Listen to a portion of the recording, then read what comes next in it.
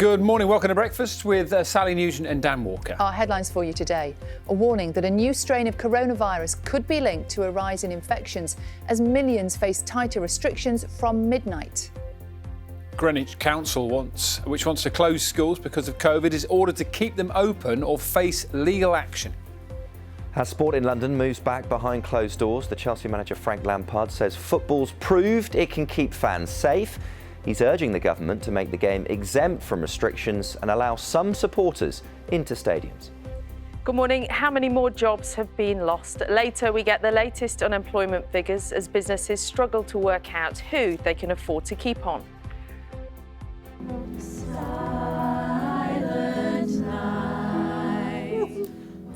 A year on, we catch up with Terence. He is no longer lonely. He's even making TikTok videos with his new friends.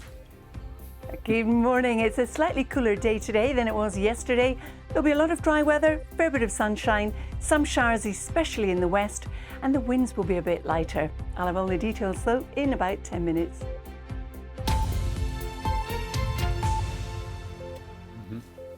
Good morning. It is Tuesday, the 15th of December. Our top story. Almost 11 million people in London and parts of Essex and Hertfordshire will face tougher coronavirus restrictions from midnight. This comes after the Health Secretary announced that a new strain of the virus had been identified, which could explain the increase in infection rate in parts of the south of England. John Donnison has more. For many, Christmas cheer is in short supply this year. The new Tier 3 measures for Greater London and parts of Essex and Hertfordshire mean that from midnight tonight, some 34 million people in England will be living under the highest level of restrictions. I recognise the problems it's going to cause for hospitality and other businesses and effect on mental health for a lot of people as well. But I think, unfortunately, it is the right decision. And I think that in the end, taking it earlier rather than waiting to do it on Saturday is probably also going to prove to be the right decision. The Health Secretary, Matt Hancock, told the House of Commons that in some areas of the South East, the number of cases was now doubling every 7 days. We've seen early action can help prevent more damaging and longer-lasting problems later. Mr. Speaker, these restrictions will come into force at midnight on Wednesday morning. Because when the virus moves quickly, we must move quickly too. And we must take the actions that are not necessarily easy, but are effective. And there's also concern about a new, possibly faster spreading variant of the virus that has emerged. Government scientists at the Porton Down laboratories in Wiltshire are now trying to find out whether the new strain will have a different response to vaccines, although they say at this stage there's no reason to think it will. For the hospitality industry, the new restrictions in London and the South East are another huge blow. Just 2 weeks after reopening after a second national lockdown, pubs, bars and restaurants will be forced to close again unless they offer takeaway service only. Under Tier 3, cinemas and theatres will also have to close their doors. But the government says plans to ease restrictions for 5 days over Christmas will go ahead. John Donnison, BBC News. Well, the hospitality industry is warning that London's move into Tier 3 will put thousands of jobs at risk. Tim Moffat is at a restaurant in central London for us this morning. Tim, these are incredibly challenging times, aren't they?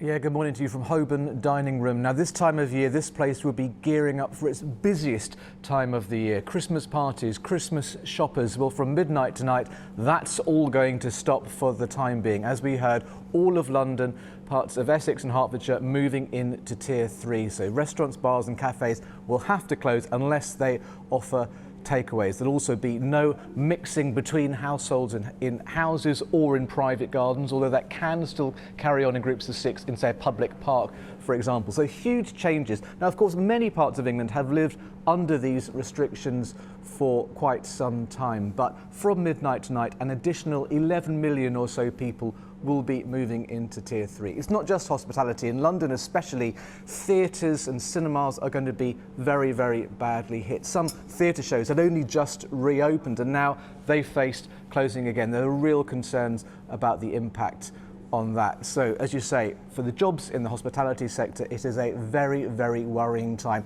This always was going to be a very, very tough Christmas. From midnight tonight, it's going to get even tougher.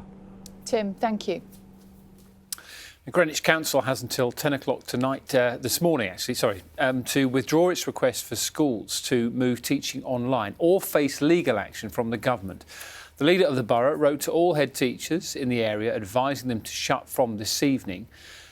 Education Secretary said using legal powers is a last resort. London's Mayor Sadiq Khan said closing schools was the right thing to do. If you can't keep these schools COVID safe in the last few days before Christmas, it's better to err on the side of caution and revert to online teaching for these few days, make the schools COVID secure over Christmas so in January they can reopen. We can be confident that kids aren't catching the virus and passing on to their parents and across London. And we'll be speaking to Sadiq Khan live on the programme about 8:10 this morning. Meanwhile, it's about 8:30, isn't it? It's 10:30. It's 10:08. It's 8:10, right. 8:10. See you then. Good job, we know what's going on. Meanwhile, the Netherlands has announced a 5-week lockdown over Christmas, the country's toughest coronavirus restrictions to date. From today, non-essential shops, cinemas and museums will close, while cafes and restaurants will be restricted to a takeaway service. Protesters, you can see there, stood outside the Prime Minister's office last night making noise as he made the announcement live on national television. Technology giants like Google and Facebook could face multi-million-pound fines if they fail to protect children from online harm. Under new proposals, communication regulator Ofcom is set to gain the power to block access to online services that don't do enough to protect users. He's our media editor, Amal Rajan.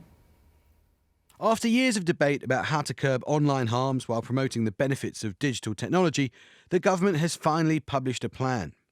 The regulator Ofcom will have a range of new powers. The likes of Facebook or Google could face fines of up to £18 million or 10% of global turnover, whichever is higher. A new legal duty of care is intended to protect children from grooming, bullying or pornography. There are already laws banning sexual abuse, terrorist material and some suicide content, but these will now be enforced more strongly. The chief executive of the children's charity, the NSPCC, gave a cautious welcome. There are serious crimes being committed against children every single day. So this legislation hasn't come a moment too soon. At the same time, bad regulation is worse than no regulation. So it's important that the government's proposals are now properly scrutinised. A fortnight ago, a digital markets unit was announced to curb the monopolistic tendencies of big tech. These measures aim to mitigate social rather than economic ills. A new compact between democracy and the data giants is hesitantly emerging. Amal Rajan, BBC News. Now, Joe Biden has been confirmed as the next president of the United States after the influential Electoral College cast their votes. Speaking after the announcement, Mr. Biden said the will of the people prevailed. Our North America correspondent David Willis reports. For Joseph R. Biden of Delaware, a Democrat, ayes 55, noes 0. The moment Joe Biden formally became this country's president-elect, California's electors awarding him the votes he needed to clear the 270 threshold in America's Electoral College.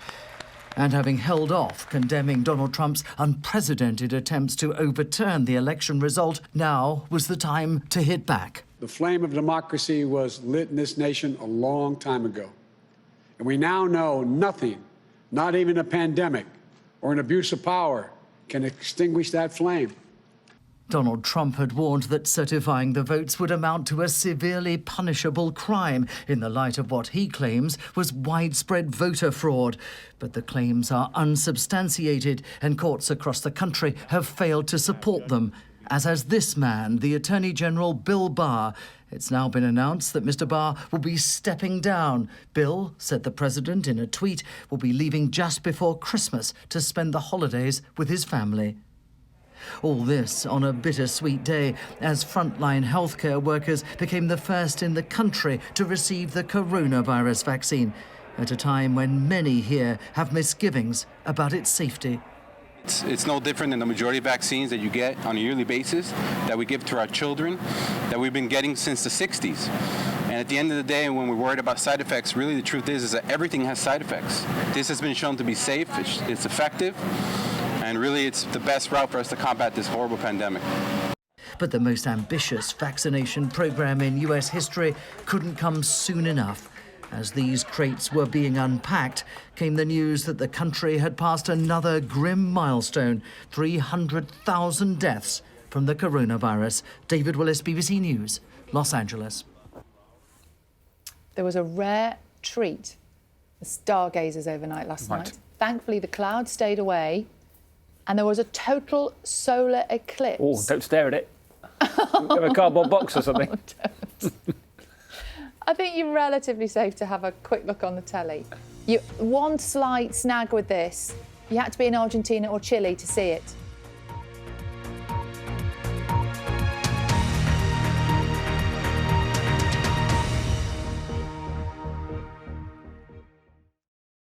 See the headlines as they happen and watch BBC News live in the app and get the full story with bbc.co.uk/news. Follow the story for all the latest with BBC News.